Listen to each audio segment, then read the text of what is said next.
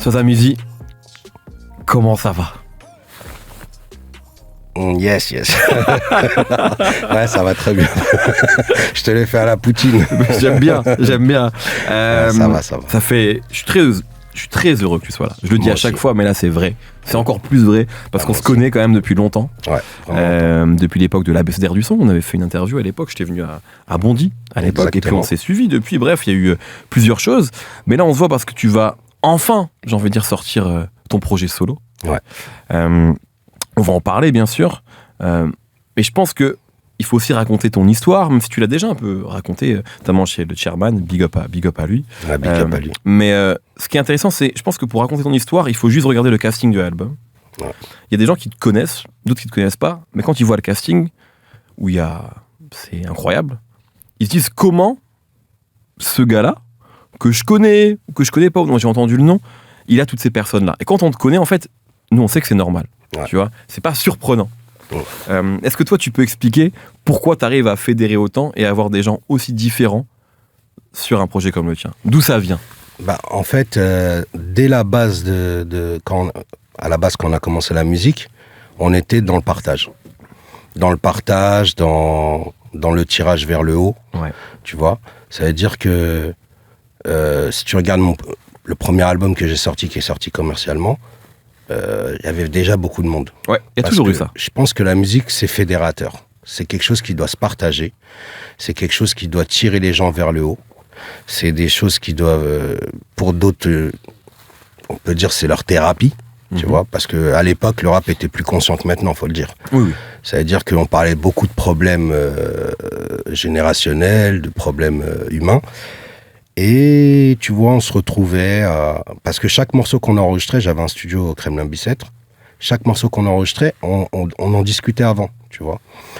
Et il y avait beaucoup de vécu aussi, donc les gens, à force de faire des featuring entre nous, ce qui a commencé avec Ghetto Fab, avec l'Escadrille, Ouais. tout ça, on est resté dans cette mentalité jusqu'à l'heure d'aujourd'hui. Ça veut dire qu'on a beaucoup travaillé avec beaucoup de gens aussi. Et vu qu'à chaque fois on laisse la place propre, dès qu'on a besoin de faire des albums, les gens ils viennent directement.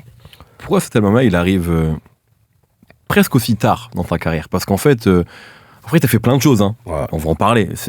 T'as pas rien fait pendant. Ouais. Mais cet album-là, vraiment, qui est quand même important pour toi, en Ouais. tant qu'artiste solo, il arrive assez tard. Pourquoi?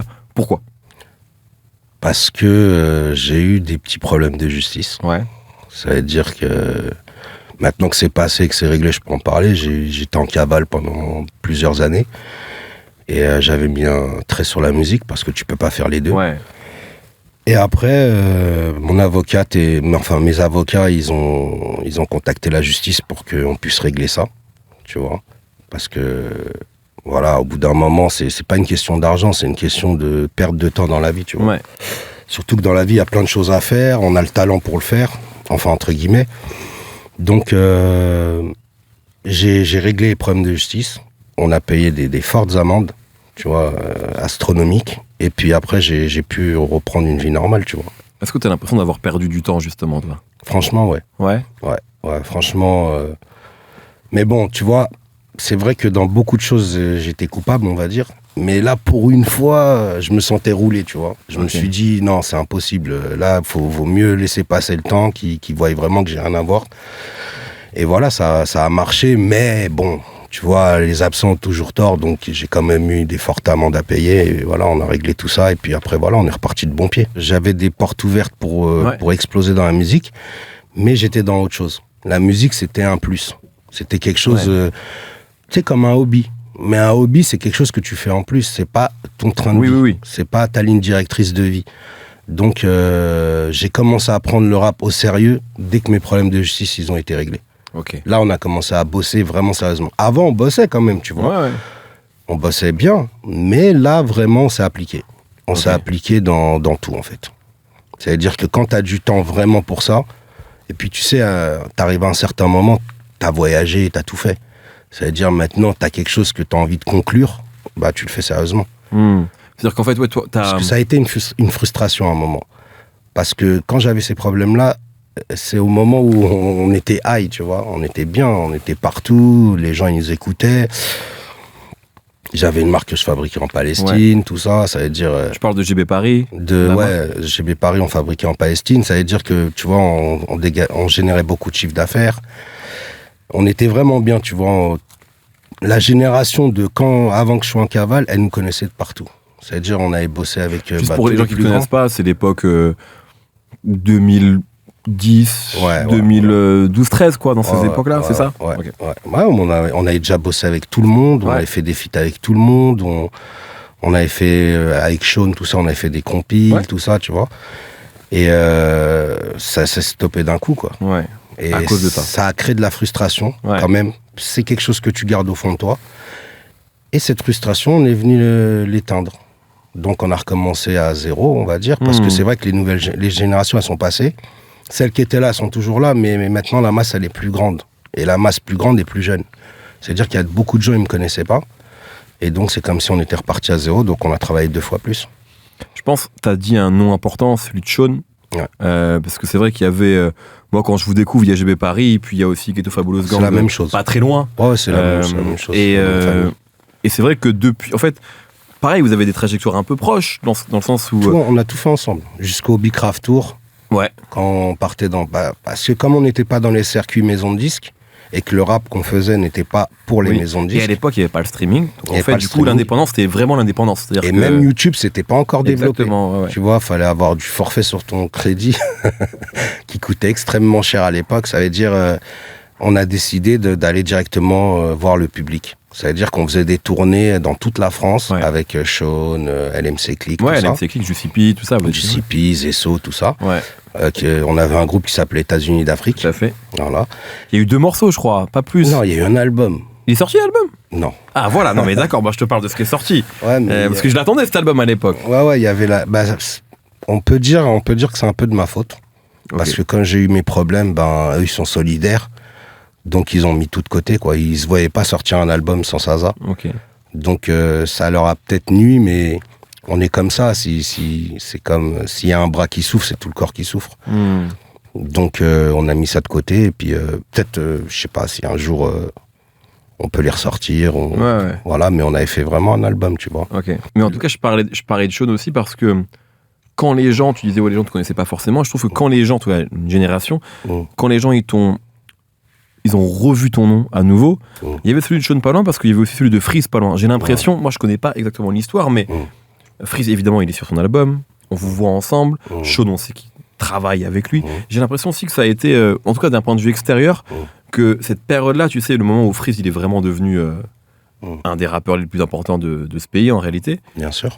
C'est aussi là où toi quelque part, comme tu bossais dedans, dans cette équipe-là, les gens, ils ont aussi ils sont peut-être rendus compte de ce que tu faisais. Et j'ai l'impression qu'il y avait aussi Sean. J'ai l'impression que même là, vous vous êtes retrouvés en fait autour un peu du projet Freeze quelque part. Je sais pas si ça s'est passé comme ça.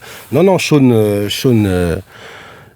dès qu'il a su que tout était clair pour moi, il m'a dit le Big, fais tes albums. Il m'a dit lui, il voulait plus partir dans la production, dans le management de production.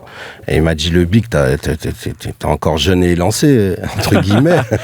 Il m'a dit, fais tes albums. Un jour, il m'appelle, il me dit, je bosse avec quelqu'un et tout, que j'aimerais que tu rencontres, qui t'a dédicacé dans un morceau et tout. Je lui dis, avec plaisir et tout. Et je rencontre Freeze. Et ça l'a, je sais pas, je me suis retrouvé en lui dans certaines choses, dans beaucoup de choses. Et après, on a tous bossé en famille. Sachant que c'est Sean qui s'occupe des affaires. Mais moi, j'ai pris ça plus comme une famille. C'est-à-dire, on a bossé d'une façon familiale, tu vois. Quel rôle t'as pu jouer? En tout cas, quelle relation? Je suis un peu tout, moi. Je suis comme la conciergerie. Tu vois, je suis à tous les étages. Ça veut dire que, voilà, on a... Comme une famille, tu vois, tu vas pas te demander c'est quoi le rôle de ton grand frère. Tu vois, à toutes les étapes, il est là.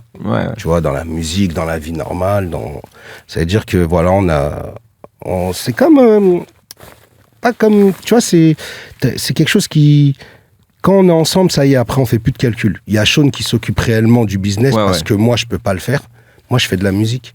Ça veut dire que, généralement, tous les artistes avec qui je suis là pour eux comme une famille, comme un grand frère. On bosse sur tout ce qu'on a à bosser, mais je fais pas les calculs de quelle position j'ai ou pas, tu vois. Moi, je considère ça comme on fait entre nous, tu vois. Nous, on n'est pas une start-up, tu vois. On est On bosse avec les liens fraternels et amicaux, et voilà. Comment t'as... Du coup, quand tu rencontres Freeze, tu dis, il est fort, j'imagine, je m'entends bien avec lui, il t'a dédicacé, en plus je me souviens de ce morceau-là où il t'avait dédicacé. Il y a Projet Bluebeam qui sort, je sais pas si tu le connais déjà à ce moment-là, mais en tout cas... Non, voilà. Je le connais, je le connais à peu près à ce projet-là. Mais en tout, et après, avant LMF, ouais. Voilà, et après, évidemment, il y a LMF qui sort, qui est... Et j'étais là avant LMF. Ouais, t'es arrivé un peu avant LMF, j'imagine. Ouais. Donc LMF, c'est un... Bon, on va pas revenir dessus. Ouais. Moment important. Et aussi tout ce qui s'est passé autour, tu vois, la sortie compliquée. Comment t'as vécu ça un petit peu aussi? Parce que, quelque part, je dis pas que tu l'as vécu dans le passé, parce que t'as pas je l'ai vécu. Mais voilà, si, je l'ai vécu. Donc comment toi En fait, je l'ai vécu d'une autre façon. En fait, moi, je travaille avec la Palestine parce que la cause elle me tenait à cœur. Et à un moment, vu que je faisais fabriquer les vêtements, et vu le passé que j'ai, et que la catégorie dans laquelle ils m'ont fiché l'État, pas une fiche S, mais au grand banditisme. Ouais. Et je me suis retrouvé au 36 à expliquer pourquoi je fabriquais en Palestine. Tu vois. Ouais, tu t'es retrouvé dans ces trucs-là pour une marque de fringues, quoi. C'est une marque de fringues. Ouais. Surtout que l'argent, avant d'arriver en Palestine, elle passe par Israël. C'est-à-dire, ils voient exactement d'où vient l'argent, d'où provient l'argent et où va l'argent. Ça va dans des usines. Et en contrepartie, je reçois des vêtements. Des parapluies, on faisait des kéfiers, on faisait des tasses, Et concrètement, à un moment, le mec, il me dit, mais par rapport à ton casier et à comment t'es, on pourra interpréter ça comme, tu vois, soutien à l'armée, ou je sais pas ce qu'il me racontait, le mec. Mais il savait qu'il disait n'importe quoi, mais il voulait que je stoppe, en fait. Voilà, il voulait que je stoppe d'un coup. Donc, pour pas leur donner raison, j'ai dû stopper, tu vois. Mais, c'est pour ça que la marque s'est stoppée? Pas GB Paris, mais la fabrication Palestine, c'est à cause de ça. D'accord. Ouais. Parce qu'ils ne voulaient plus. Ils ne voulaient plus que j'envoie des sommes assez conséquentes en Palestine. Okay. Alors que c'est vrai que la cause palestinienne me tenait à cœur, mais ça, je vais te donner un exemple tout bête. Si un pays occidental aurait vécu la même chose, j'aurais fait la même chose. Tu vois, c'était à l'époque, c'était un peu plus... Oui, ça a toujours été quelque chose dont toi t'as parlé, qui a toujours été important pour toi depuis que je te connais en tout cas. Ouais. Voilà, ça veut dire que je l'ai fait avec la Palestine, j'aurais pu le faire avec un pays occidental en souffrance, tu vois. C'est pas, c'est pas ciblé précisément pour être... Oui. Tu vois. Mais bon, non, mais j'ai compris. Et du coup, LMF, quand ça se produit... Voilà, j'ai l'impression de revivre les mêmes choses, alors que ça n'a rien à voir. Tu vois, Freeze, il est à l'opposé de l'antisémitisme, mais réellement, tu vois. Parce que si on veut aller dans le vif du sujet, nous, on est sémites. C'est descendants de Sem. Les Arabes sont descendants de Sem. Donc, ça veut dire que Freeze, il m'aimerait pas. Tu vois, donc si tu vas dans l'intelligence et dans le plus profond du sujet, tu sais que c'est n'importe quoi. Surtout que, tu sais, dans le rap, ça a toujours été un peu provocateur. Tu vois, si tu donnes une image pour provoquer, ça choque, tu marques et tu te détaches des gens. Tu te démarques des gens. Donc c'est plus une démarche intelligente de stratégie, parce que ça marche finalement.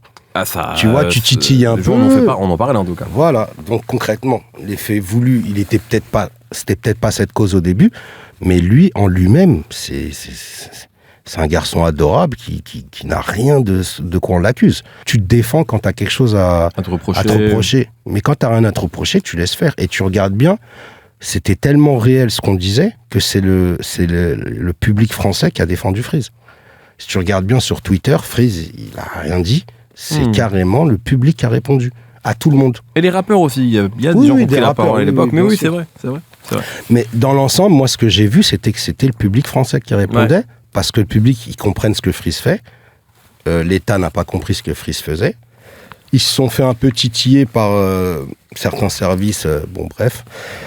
Et tu vois, regarde Bachelot, quand elle a compris l'erreur qu'elle a fait, elle a fait des éloges à Freeze à l'Assemblée nationale. Parce que concrètement, ça reste un artiste. Regarde, les gens, ils réfléchissent pas parce que la masse, elle suit toujours le troupeau. Mais un mec qui joue Hitler dans un film, il est antisémite ? Non.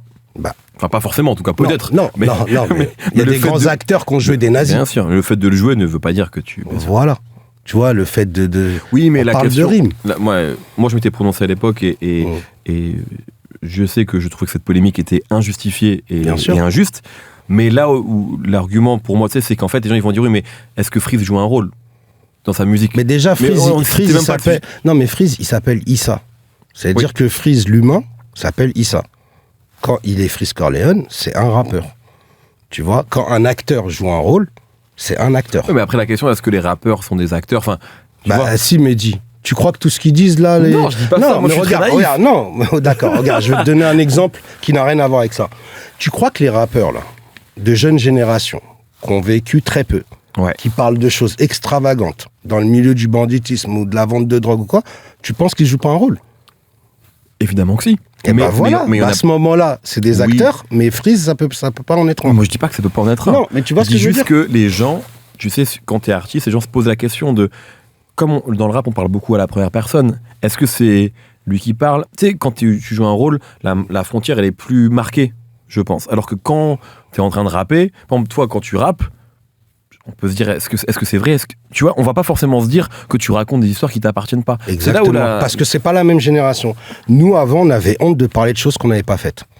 Déjà. Je viens de l'époque où c'était vraiment... Tu pouvais pas parler de choses que tu n'avais pas fait. C'était quelque chose d'humiliant. Tu étais considéré comme un mythomane. Maintenant, c'est l'inversion des pôles. Maintenant, c'est ceux qui ont le moins fait qui en parlent le plus. Tu vois, c'est plus la même génération. Après, bon, comme ils disent, c'est vendre du dream, ça marche. Moi, tant mieux. S'ils arrivent à s'enrichir comme ça, tant mieux. Mais pourquoi eux, ils arrivent à vendre du dream avec des histoires extravagantes et Freeze, il pourrait pas rentrer dans un personnage et faire des rimes. Finalement, c'est que des rimes. Bien sûr. À la fin, ça reste que des rimes. C'est pas un parti pris. Il a pas un logo avec le Ku Klux Klan ou avec la croix gammée. Tu vois, c'est pas son mode de vie. Son mode de vie, c'est il est cool, il aide beaucoup les gens. Je sais pas, je sais pas comment on peut. En fait, je pense que l'intelligence, elle s'est stoppée il y a quelques années. Les gens, ils arrivent plus à réfléchir. Mais en tout cas, moi, c'était surtout pour parler de toi, mais quand tu vois ça, du coup, ce moment-là, parce que c'était une énorme polémique en réalité. Ouais, bien sûr. Et toi, à ce moment-là, c'est en 2020 que ça se passe. Tu commences aussi à revenir, j'imagine, dans la musique, à penser à toi, à ton Bien projet. sûr. Est-ce que tu te dis, si mon petit frère, il a ce genre de truc, peut-être ça va être galère pour moi aussi. Est-ce que je vais réussir à me faire une place dans cette industrie-là? Mais ça a été galère pour moi. Ouais. Mais réellement. C'est ça dont Mais il faut moi, ça me gêne pas parce que déjà, on est en indépendant. Ouais. Ça veut dire que quoi qu'il en soit, ce qu'on va faire, on va le sortir. Quoi qu'il arrive. Tu vois, maintenant, il y a DistroKid, il y a plusieurs plateformes. Oui. On peut faire tout ce qu'on veut. Le cache de distro. Voilà, tout ça. Voilà. Moi, j'ai décidé de travailler en distrib avec Universal parce que l'équipe avec qui je travaille, c'est des gens que j'aime énormément, comme Alex, Saadi, tout ça. C'est le label Carthage. Voilà, label Carthage. Je m'y sens très très bien et je m'y sens très bien compris. Ça veut dire que humainement, on n'est pas un rapport maison disque rappeur, on est vraiment ambiance famille. Ça veut dire que... C'est un mot important pour toi, ça. Franchement, ouais. La famille, à chaque Ouais, fois. Hein. franchement, ouais, parce que consolider des liens fraternels, c'est ce qui fait avancer le plus loin. Regarde les gens avec qui j'étais il y a 10 ans, 15 ans, je suis toujours avec eux. Tu vois, donc quand tu consolides des liens et que le business, il est à part, mais qu'il est quand même présent, mais qu'on le met à part, on reste toujours ensemble, tu vois. La musique, c'est une chose, mais dans la vie, on est tout le temps ensemble. On s'appelle, on va manger ensemble. Voilà, c'est comme ça que les liens ils devraient être entre les humains, je pense. Parce que si tu regardes bien, tout le temps qu'on a traversé, nous, 90% des groupes, ils sont séparés. Et souvent avec des casseroles. Nous, on est toujours ensemble. Tu vois ? Donc, le lien familial, finalement, il nous a donné raison sur le long terme. Quand tu viens, que tu vraiment prépares cet album-là, Ouais. C'est quoi le point de départ? Est-ce que t'es tout seul? Est-ce qu'il y a des gens qui t'ont aidé? Freeze, ok. Ouais. Un pote à moi avec qui je travaille qui s'appelle Virus. Et Virus, le rappeur? Ouais. V2E. Ouais, V2E. Très ouais, bon Virus. rappeur. Ouais, non, c'est des conseillers, c'est parce que il fallait se remettre au goût du jour. Tu vois, quand tu as un mécanisme de façon de rapper et qu'il a évolué avec la société et avec les nouveaux artistes, il a fallu rechanger la mécanisme. Ça veut dire que je voulais que ça reste du GB Paris, mais GB Paris de maintenant. Ouais. Tu vois, et on a réussi à le faire. C'était dur au début, je ne vais pas te mentir. Et on a essayé de voir comment, sans dénaturer, on pouvait continuer à faire du GB Paris. Et moi, je pense qu'on y a réussi. Tu vois, comment l'album il est bossé un peu comme ceux de l'époque, mais maintenant. C'est-à-dire, on n'a pas fait un morceau comme maintenant où le beat c'est quasiment le même sur tous leurs morceaux et qui change 2-3 instruments. Moi, j'ai fait d'un morceau qui passe du tout au tout, tu vois, des morceaux. En fait, chaque morceau, je l'ai fait comme un univers. T'as toujours voulu faire ça, même avant les changements d'instru. T'étais même malade avec ça, parce que les gens ils parlent de ça, franchement, ils parlent de ça depuis Psychomode. Toi, moi je l'ai fait dès le début. Ouais, et vraiment, mais c'était presque trop des fois. Sur tous les morceaux, tu changeais d'instru. Ouais, et puis je faisais les instrus. Ouais, tu faisais les instrus. Je faisais les instrus. Ouais. Moi, c'est j'aimais bien que il se passe quelque chose. Voilà, parce que et surtout que les couplets ils étaient beaucoup plus longs qu'avant. C'est vrai. Avant, les morceaux ils duraient plus longtemps. Bien et sûr. Pour pas, que ça fatigue les gens, on changeait les instrus. Et puis c'est bien, tu vois, émotionnellement, quand t'écoutes quelque chose et que d'un coup, tu vois, t'es surpris, tu t'attaches un peu plus, tu vois. Il faut qu'il y ait quelque chose, il faut qu'il se passe une émotion. T'as déjà réalisé des albums ou des morceaux pour d'autres gens? C'est quelque chose que tu fais, ça aussi? Oui, bien sûr. J'ai fait pour j'ai fait pour H, j'ai fait pour le nouveau Vakra. Okay. J'ai un nouvel artiste que je vais produire aussi, intégralement. Je tairai le nom parce que quand on va le ramener, ça va être trop spectaculaire. Donc je veux que les gens ils se disent à la fin, je veux que longtemps après ils disent mais c'est ça qui est derrière. Je veux qu'ils reconnaissent ma patte, mais qu'ils comprennent que un peu plus tard que c'est moi qui m'en occupe. Tu vois. Et oui, j'ai produit plein de morceaux dans plein d'albums. Il y en a qui sont pas sortis, donc je peux pas le dire. Mais là, dans ce qui est déjà sorti, H, dans le Vakra. Vakra, qui a été annoncé là. Mon enregistre vient d'être annoncé. Vakra, qui est un artiste fantastique. C'est trop. Tu vois, autant Freeze dans ce qu'il fait, pour moi, c'est le numéro 1. Autant Vakra dans ce qu'il fait, sachant que il y a les Monsieur Nov, il y a des bons artistes, tu vois. Mais Vakra, il est vraiment spectaculaire. Lui, vraiment. Comme Nahir, tu vois, Nahir dans ce qu'il fait, il est spectaculaire. Je pense le couplet de Nahir là sur ton album, c'est n'importe quoi. Ouais, non, Nahir c'est. Il est venu pour éteindre. Je suis désolé. Nahir, c'est la même chose. Je suis avec Ibrahima, on bosse ensemble. Donc Nahir aussi, j'ai bossé avec lui depuis son premier feat avec Freeze. Tu vois, je les ai accompagnés. Money Train, je crois. C'est ça, je crois. Monégramme. Money Train, c'est un film. C'est un film avec Wesley Snipes, ça. Non, mais Nahir aussi, c'est Nahir, H, Vakra, Freeze, tout ça, c'est la même chose pour moi. Tu vois. C'est la même énergie. Et pour en revenir à Vakra, franchement, ça me dépasse carrément. Tu sais, à chaque fois que je suis avec quelqu'un, généralement, il faut que ça me dépasse ce qu'il fait. Tu vois. Freeze, ça m'a dépassé. Nahir, c'est trop. Parce que Nahir, il sait tout faire. Lui, c'est... H, dans ce qu'il fait, c'est réel. Tu vois, j'ai retrouvé mon côté à moi, où ce qu'il dit, c'est sa vie, tu vois. Et puis, il le fait bien, et tu vois, il en fait pas trop, et c'est ça que j'aime énormément chez H, tu vois. Et puis Vakra, comme je t'ai dit, c'est quelque chose qui me dépasse, quoi. Le talent qu'il a, il me dépasse. Je crois que tu as utilisé là, en 2-3 minutes, tu as utilisé 3 fois le mot spectaculaire. Ouais, spectaculaire, c'est le mot d'ordre. Et c'est aussi le titre d'un morceau avec Kalash Criminel. Mais surtout, moi, je crois que j'ai déjà entendu le dire, spectaculaire, dans ta vie. Et comme si c'était un peu... moi, quand j'entends dire ça, j'imagine même aussi, tu sais, le Sasa plus jeune, qui devait avoir une vie spectaculaire. Tu l'as dit, à 16 ans, entre 16 et 20 ans, t'as vécu des trucs de fou, tu vois. Et j'ai l'impression que c'est... Même si je pense que tu t'es assagi avec le temps, que ça a aussi été à un moment une manière de vivre aussi ça, le côté spectaculaire, le côté faut vivre, faut impressionner les gens aussi. Je pense que c'est un truc que t'as en toi, ça, quand même. Tu vois. Ouais, mais comme je t'ai dit, on crée pas quelque chose de fictif. Je suis comme... c'est ça qu'il faut aussi que les gens ils t'aiment, parce qu'ils savent que t'es comme ça. Tu vois, quand tu ressens un peu de la fausseté en quelqu'un, tu vas moins t'attacher à lui et tu vas te détacher au fil du temps. Mais là, objectivement, quand quelqu'un il sait que t'es comme ça et que t'es explosif et que ta vie, elle est... Tu vois, tu te mens pas à toi-même, ça peut plus attirer l'amour des gens qu'autre chose. C'est quoi le truc le plus spectaculaire que t'aies fait? Il y en a trop. Un truc, allez, un truc. Dans le bien ou dans le mal?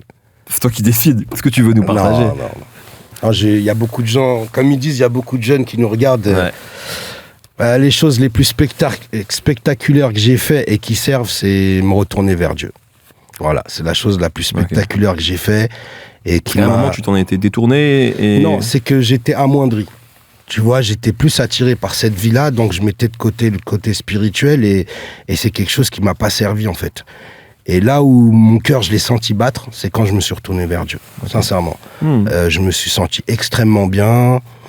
Ma vie, elle allait de mieux en mieux et franchement, c'est la chose la plus spectaculaire pour moi. Parce que c'est trop immense, en fait. C'est quelque chose qui me dépasse, mais c'est même plus qui me dépasse, c'est qui m'a bonifié finalement, tu vois, qui a fait que je peux être un bon père, que je peux être un bon ami, que je peux être un bon frère. Voilà, tu vois, c'est une base que c'est vrai qui était en moi, qui était amoindrie, mais qui était là quand même, qui a fait que j'ai quand même, entre guillemets, un bon cœur. Mais là, maintenant, là, je me sens extrêmement bien, vraiment. Est-ce que le côté spectaculaire de la vie d'avant peut te manquer parfois, même si, parce que la vie c'est un combat parfois, tu sais, tu peux avoir des trucs qui viennent te rattraper, tu sais, ça peut te manquer ou plus du tout? Je vais t'expliquer et ça va être facile à comprendre. En fait, plus tu te rapproches de Dieu, moins ces choses-là te plaisent, parce que tu peux avoir beaucoup mieux dans la vie d'après. Tu vois, tu peux avoir des choses, c'est même plus spectaculaire, il faudra un autre mot. Donc je me dis, mais j'ai quand même une belle vie. Hein. Grâce à Dieu, je vis extrêmement bien. Ah mais c'est pas incompatible, au contraire. Non. Mais en fait, dans la vie d'avant, tu perds beaucoup de choses. Tu as beaucoup de choses spectaculaires qui coûtent extrêmement cher, mais tu vas les perdre. C'est comme ça, c'est le jeu. Tu vas les perdre à un moment. Par contre, là, tu as des choses qui sont un petit peu moins spectaculaires, mais que tu gardes. Ça veut dire, quitte à choisir. Là, je voyage autant, j'ai quasiment tout ce que je veux, et je l'ai du bon côté. T'es en full Suprême? Non, d'ailleurs, je remercie Suprême pour me sponsoriser à chaque fois. Non, mais c'est bien. Je remercie Manu, Dadou, Lulu. Et voilà, tu vois, c'est vrai que chaque fois que j'ai besoin de tenues, je les appelle et soit ils me les envoient, soit je vais les chercher. Et d'ailleurs, je travaille aussi avec Adidas, Asics, Foot Corner. Tu vois. Tu es une égérie mode, en fait. Ouais, je perds un peu de poids et c'est bon, je fais des pubs. Ouais, mais voilà, tu vois, c'est encore une chose. Tu vois, par exemple, toutes ces marques avec qui je travaille, ils ont reconnu le bien en moi, tu vois, et qu'on travaille réellement, tu vois.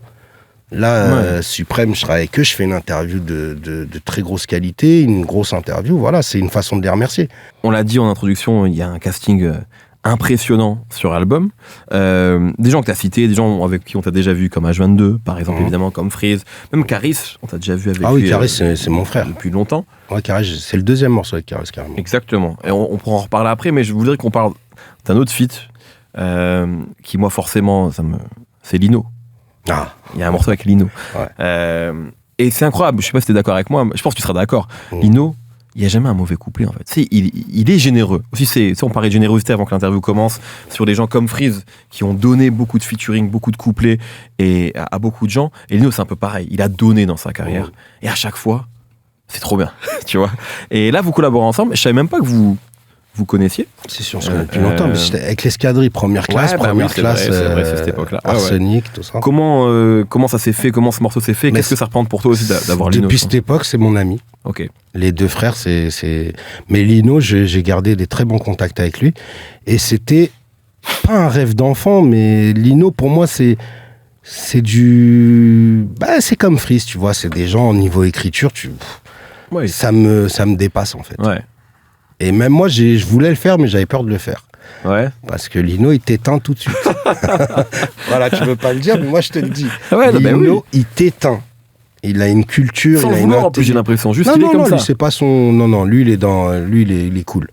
Mais sa façon d'écrire et c'est surtout son intelligence, elle fait que j'avais peur de me faire éteindre, mais bon, j'ai été au combat.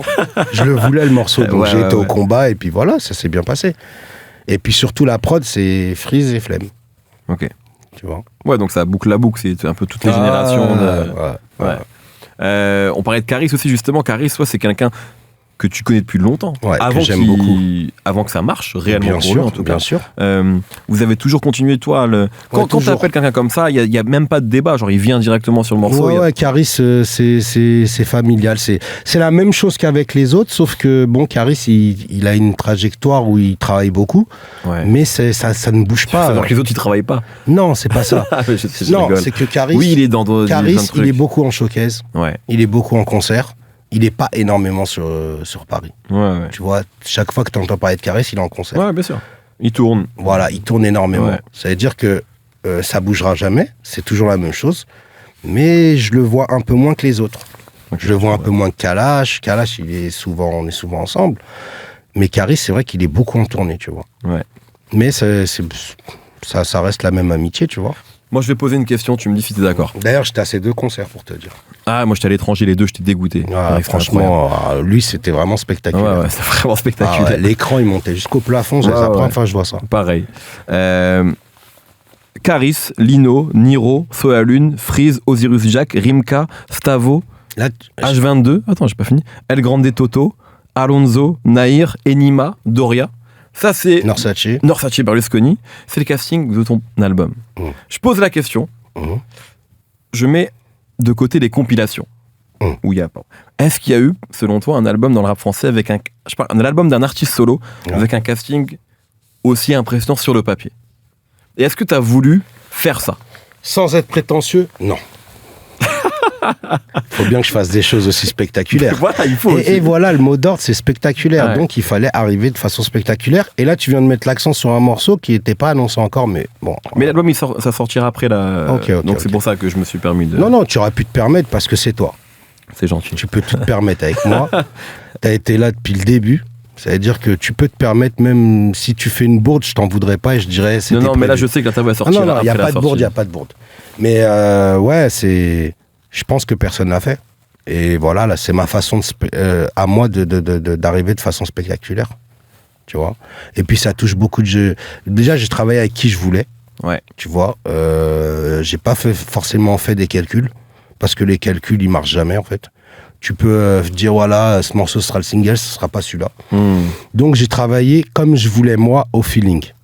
Tu vois. Et j'espère que ça va plaire parce que. Voilà, j'ai pas fait de calcul dans cet album dans la mesure où j'ai fait ce que j'avais envie.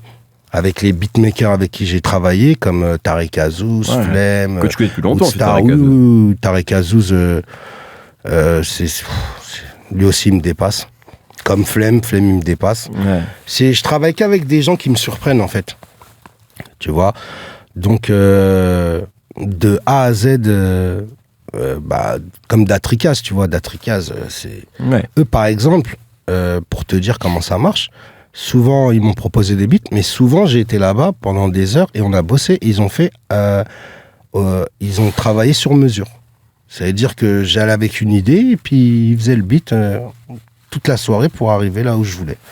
Et c'est ça aussi que j'aime beaucoup chez eux, tu vois. Ils ont leur studio, on peut aller là-bas. Zekpi, Zekpi est spectaculaire, tu vois. Donc, qu'est-ce que tu réponds aux gens dans les critiques? Il peut y avoir des gens qui vont dire Saza, il a besoin des feats. Pas du tout. Mais il y a des gens qui vont, tu l'as peut-être même déjà lu, je sais pas, qui vont dire ouais, il appelle plein de gros noms pour qu'on parle de lui. Non. Je sais que c'est pas ça. Ça se trouve, c'est des gens que tu connais depuis. Non, parce que je veux te dire un truc, si ça serait vraiment le concept, toutes les compiles, elles marcheraient. Alors que les 3/4 des compiles, elles marchent pas. Donc, ils ont ramené des gros noms, ils ont ramené peut-être des plus gros noms que j'ai ramenés. Et ça marche pas, c'est pas comme ça que ça marche. Moi, je le fais au feeling. Je me dis, voilà, j'ai envie de faire ce type de morceau. Sur ce type de morceau, il y a qui dans mon équipe ou dans ma famille que j'aime et que j'ai envie qu'ils participent. Et voilà. Comme quand j'ai fait Top Boy avec Nahir et Norsace, pour moi, les deux, ils allaient bien ensemble. Je voulais un truc qui bouge, un truc où l'instru, elle change au refrain. Et voilà, je l'ai fait comme je l'ai entendu. Est-ce que c'est pas aussi... En vrai, ça fait partie de ton ADN, parce que comme tu le disais, depuis le début, t'as toujours eu beaucoup de gens comme ça. Et même... On en parlait un peu hors antenne, tu me disais que même à l'avenir, tu voyais peut-être même faire des projets où toi, tu serais peut-être moins présent. Enfin, t'as cet ADN-là, en fait, de DA, en fait, en vrai, en toi. Ouais, tout simplement. Okay. J'avais fait, pour en parler de l'époque, j'avais fait l'instru du morceau Addict de Rimka. Ouais. Tu vois. Donc oui, je vais commencer à me retirer au niveau du rap, mais je veux continuer à faire à peu près le concept comme il fait DJ Khaled, tu vois. Ok. Ça veut dire que je serai moins présent sur les albums, mais je continuerai à travailler avec mon équipe, à me dire voilà, ce tel morceau, on le fera peut-être 2 ensemble ou 3, mais peut-être que moi je serai plus sur les morceaux, tu vois. Un peu comme il fait DJ Khaled. Ouais. C'est ça qui m'intéresse en fait. Ok. Donc je serai moins présent au niveau des morceaux, mais plus dans la DA et dans la vision. La vision. T'as souvent des refs à ça. C'est quoi tes films de gangsters préférés? Est-ce que t'en as un? Le Parrain. Le Parrain. Je peux le regarder 1500 fois. Il est long en plus. Hein. Ouais, les 3. C'est... Le 3 est moins bien quand même. Non, le 3, moi, je l'aime bien. Mais... Non, le 3, il met dans un mauvais mood, comme ils disent. Ouais. Mais il y a le sens de la famille, tu vois. Bon, après, qu'il bute son frère, ça, je suis pas d'accord. C'est dans le 2, ça. Ouais, je suis pas d'accord. Parce que bon, tout le monde peut faire des erreurs et tout le monde peut changer. Mais mis à part ça, j'aime bien le sens de la famille, de la hiérarchie. Beaucoup. Ça, c'est ce que j'aime énormément. Et c'est ce qui maintient l'équilibre de la vie, la hiérarchie. Parce que c'est comme ça. Depuis qu'elle est absente en banlieue, tu vois le dérèglement. Avant, il y avait les grands qui enseignaient aux petits. Maintenant, les petits se prennent pour des grands. Et tout le monde fonce dans le mur. Donc la hiérarchie, ça maintient toujours une stabilité. Et c'est ça que j'aime beaucoup dans le Parrain, en fait. Et Tony, il a pas eu raison de tuer Mani, d'accord? Non, pas du tout. Surtout pour ça, finalement, parce que je pense qu'il était sincère avec sa sœur. Peut-être qu'il voulait se marier avec elle. Exactement. C'est comme ça que le film nous le présente. En plus, mais il sniffe de la coke, ça veut dire il est plus lui-même. S'il aurait été à jeun, il boit des petites tisanes, tout ça, je pense pas qu'il l'aurait buté, parce que s'il veut se marier avec sa sœur, sa sœur, elle lui appartient pas, elle appartient à Dieu. Ça veut dire, c'est à ses parents, ça aurait été à ses parents de décider, pas à Tony. Est-ce que le Big Sassa boit des tisanes maintenant? Je bois beaucoup de thé, énormément. Du thé à la menthe là, de chez nous, là, du Maghreb. Ouais. Et le café, j'arrive pas. Parce que ça amende. Je suis déjà une pile. T'es déjà une pile, toi. Ouais, faut pas que tu boives du café, toi. Ouais, si je bois du café, je parle 3 langues en même temps. Donc non, c'est pas fait pour moi. Mais ouais, je bois beaucoup de thé. Ouais. Il y a le morceau, il y a quelqu'un dont on n'a pas parlé, mais on peut parler de lui, mais c'est aussi je pense un moyen pour parler aussi d'autre chose et de ton éclectisme peut-être musical. C'est le morceau avec Rimka, Kishta, qui est déjà sorti, qui était sorti avant. Tu connais depuis longtemps Rimka, voilà. Mais ce morceau-là, il a aussi une vibe électronique, tu sais, électro. Et je crois que tu en as écouté, en tout cas que tu as fréquenté quelque part aussi, toi, un peu, c'est des gens de l'électro. Je me souviens que dans l'interview qu'on avait fait, tu disais que un David Guetta, tu le croisais en soirée, etc. Ouais, Est-ce que c'est aussi une musique que tu as écouté que j'écoute. Ok. Tu vois, l'été en vacances, t'écoutes pas du New York. Sinon, t'es perché. Ouais. Ça dépend quel New York, sinon, mais t'as envie de te bagarrer. Non, mais tu vois ce que je veux dire. Bien sûr, t'écoutes pas Mobb Deep. Voilà, t'écoutes pas Mobb Deep, tu vas pas écouter le Wu-Tang, tu vas pas. Donc oui, mais comme j'ai eu une jeunesse où je sortais, comme je te disais, ou que t'as déjà entendu, je sortais 7 jours sur 7. Et en boîte, il y a que de l'électro. À l'époque, il y avait que l'électro. Peut-être maintenant, ça a changé, mais toi, à ton époque, c'est clair. Mais à mon époque, David Guetta, c'était pas David Guetta de maintenant. C'était une personne c'était plus sa femme qui était mise en avant, tu vois. Lui, il était en retrait, il était, voilà, tu vois. Et oui, j'aime cette musique, c'est ce que j'écoute quand je suis en vacances, tu vois. Ça et de la musique orientale. Okay. Le rap, c'est période hivernale, maximum printemps, tu vois. Après, dès que l'été il arrive, ça passe à d'autres modes, tu vois. Ok. Ouais, c'est comme ça. Il y a autre chose aussi, tu sais, et pareil, dans la première interview qu'on avait faite, je t'avais déjà posé la question sur le fait de finalement sortir des projets assez tard dans la vie, et je parlais de la trentaine. Tu vois, c'était il y a 10 ans. Est-ce que ça, c'est un truc aussi qui te...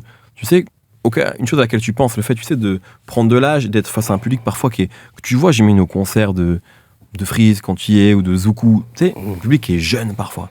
Est-ce que tu te dis qu'il peut y avoir un décalage par rapport à ça, ou qu'au contraire, toi, ta vie, ton expérience, elle fait que tu as peut-être plus de choses à raconter que quelqu'un qu'on a 19? Non, Ferrari sont là depuis longtemps. Que le public lui change ou pas, tu vois, ça change rien, tu as quelque chose à proposer, ça plaît ou ça plaît pas. La mathématique, elle est simple. Tu penses que ça rentre pas en compte, c'est dans l'appréciation du public ou... Pas du tout. Ok. Pas du tout. Regarde, Snoop, il vient de sortir un morceau avec Dog Pound. Le morceau, il défonce. Ouais, mais il est là depuis longtemps. Ouais. Je dis pas que t'es pas là depuis longtemps, mais t'es pas forcément connu par le grand public depuis longtemps. Tu vois ce que je veux dire? Mais après, grand public, ça veut rien dire, parce que le public de Freeze, je pense pas que ce soit le grand public. Non, mais c'est pas le grand public, mais il est platine quand même. Le grand public, c'est le public de Jul. Ouais, plus, oui, bien sûr. Tu vois.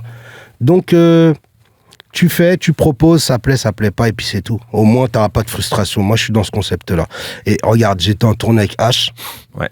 J'ai été étonné de faire autant de photos avec le public.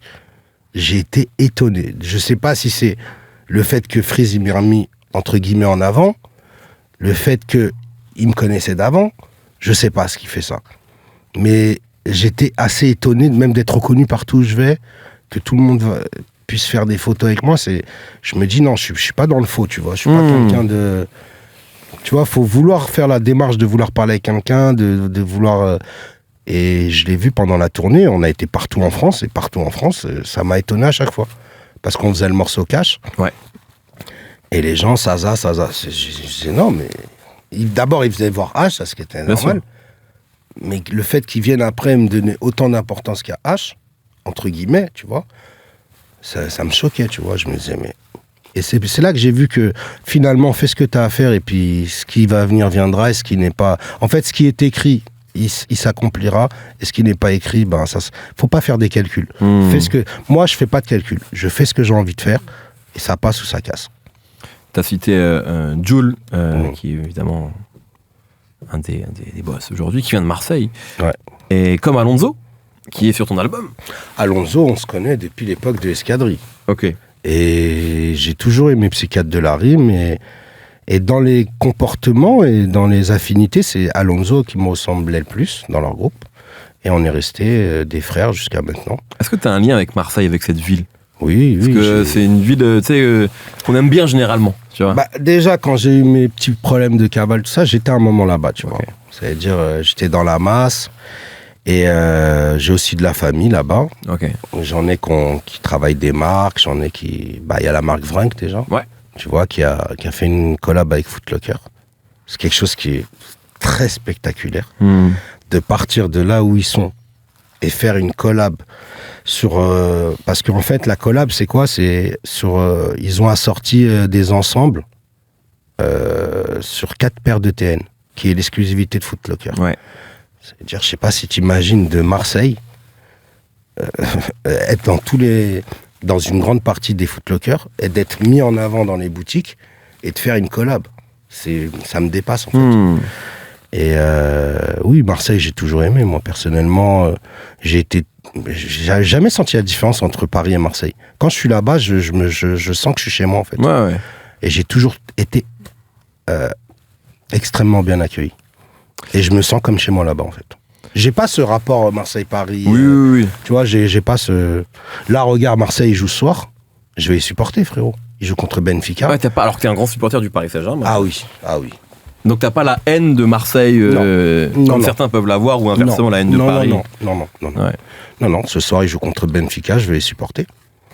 Puis, je sais pas si t'as déjà été au Vélodrome. 2 fois, incroyable. Non, il y a rien à voir. Où tu vas trouver cette ambiance ? Au parc, c'est bien.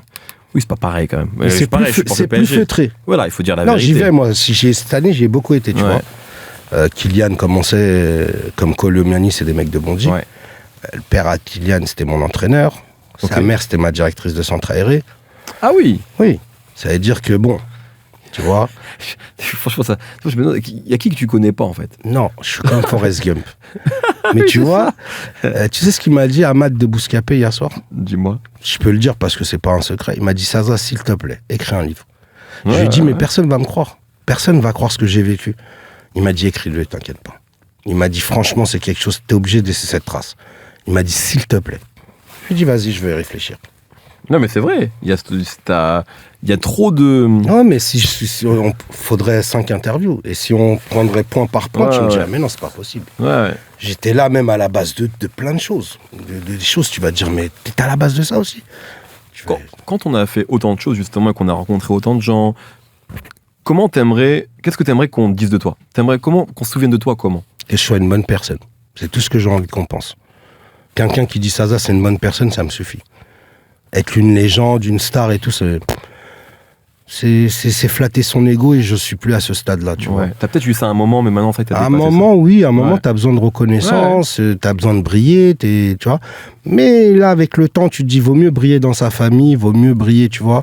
Que tes parents, ils aient une bonne image de toi, que tes amis, à chaque fois qu'ils pensent de toi, se sentent bien, que tes enfants ils manquent de rien, que ta femme elle a une estime supérieure de toi par rapport à ce qu'on entend des couples en ce moment, parce que les gens ils se séparent, tout ça. Donc si ta femme elle a une haute estime de toi, c'est que t'es une bonne personne. Mais le terme légende, tu l'emploies quand même dans l'album. Ouais, mais Parce c'est pas légende, c'est pas légendaire, je veux marquer le coup. Moi, pour je le mon vois ego. comme un coup de légende, tu sais, auprès des... Même dans la rue.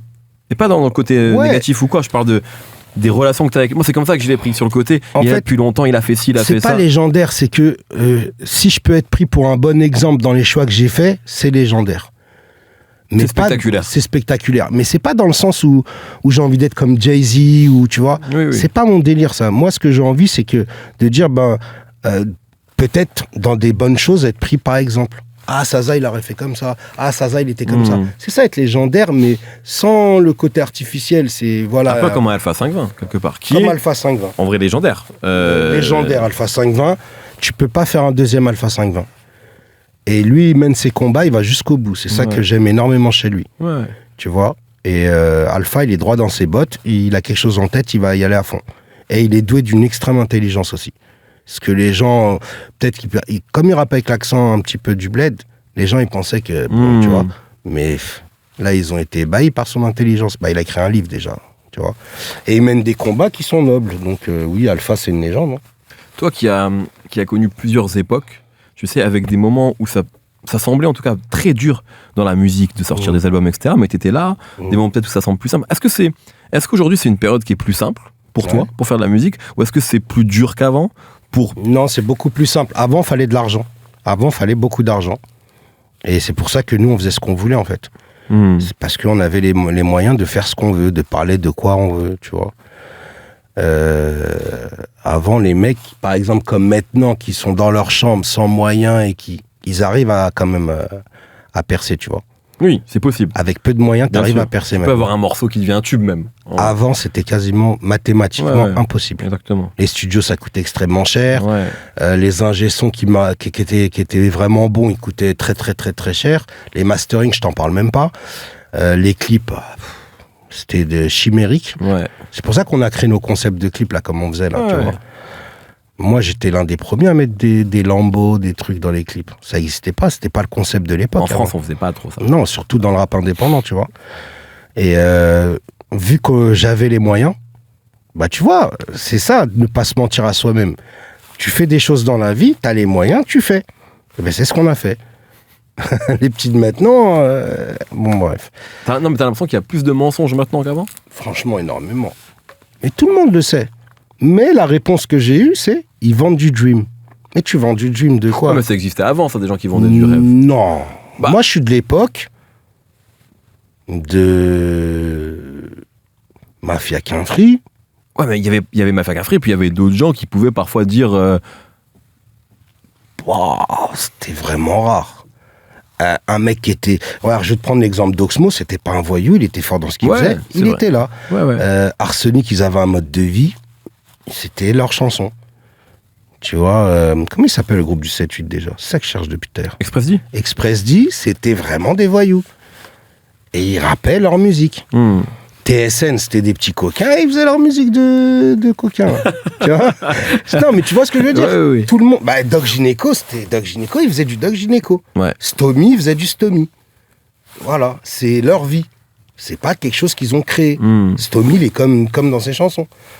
Là, maintenant, j'ai l'impression que, surtout dans le rap un petit peu entre guillemets de banlieue, comment mathématiquement t'as pu faire tout ça à un si jeune âge ? C'est pas possible. Il y a des choses, tu vois, on connaît les mécanismes, il y a des choses arrêtées. Il y a des rappeurs très très connus qui ont fait des carrières sur ça, style mafia, mais c'est pas vrai. Tu le sais que c'est pas vrai. Moi, je le sais que c'est pas vrai. Ils arrivent à te le vendre. Et c'est là qu'on vient à... je pense que maintenant, le rap, encore plus qu'avant, c'est beaucoup d'actoring. Et tu le sais comme moi, je veux pas dire des noms pour pas froisser des personnalités ou des carrières. Oui, il y a des personnages qui sont créés, c'est clair. Voilà, donc pour Freeze, c'est la même chose. Pourquoi on penserait pas que lui aussi a créé un personnage et que lui-même n'est pas... Tu vois chaque cas, il devrait être pris comme la généralité. Moi, je voudrais juste revenir sur un truc. Tu as dit, ouais, j'étais un des premiers à mettre des lambeaux, etc. Et c'est vrai qu'il y avait ce rapport au au luxe même, tu Ouais. sais. Versace, vous étiez en Versace à fond. Moi, vraiment. À une époque où, c'est vrai, ça on peut pas te l'enlever, c'était pas la mode. Maintenant, le luxe, il est partout, dans le rap dans le rap tout court d'ailleurs. J'en ai déjà parlé ici avec des artistes, tu sais, t'as même l'impression que parfois, des jeunes artistes, ils se sentent obligés tu sais, d'être en full Balmain ou en full Gucci, en full Balenciaga, parce que c'est comme ça qu'il faut être, alors qu'ils n'ont pas forcément encore les moyens pour.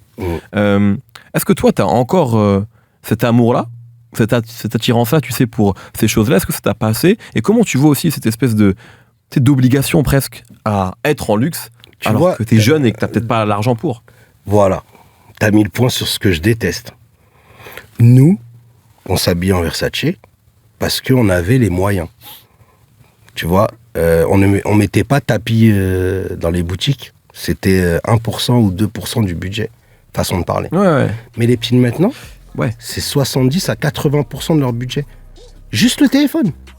Quand tu vois les salaires en France, tu vois le prix du téléphone et tu vois qu'ils ont tout le temps les derniers. Je pense qu'il y a un problème de génération et d'éducation. Tu ne vas pas miser toute ta richesse, entre guillemets, dans de la futilité, parce que ça reste de la futilité. Ouais. Moi, personnellement, si je n'ai pas les moyens, je ne fais pas. Si c'est proportionnel à mon budget, je fais. Tu vois ? Si c'est pas proportionnel, je ne fais pas. À l'époque, tu devais avoir un sacré budget. Je bossais. Je bossais et voilà, tu vois.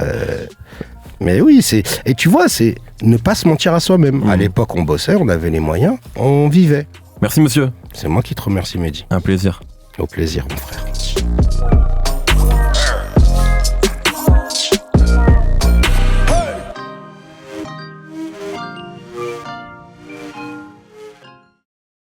Merci d'avoir regardé la vidéo. Si tu veux en savoir plus sur la rap musique, n'hésite pas à t'abonner à Apple Music. Tous les vendredis, un nouvel épisode du Code Radio. La playlist est régulièrement mise à jour également. Et nous, on se retrouve très très bientôt avec un ou une nouvelle invitée.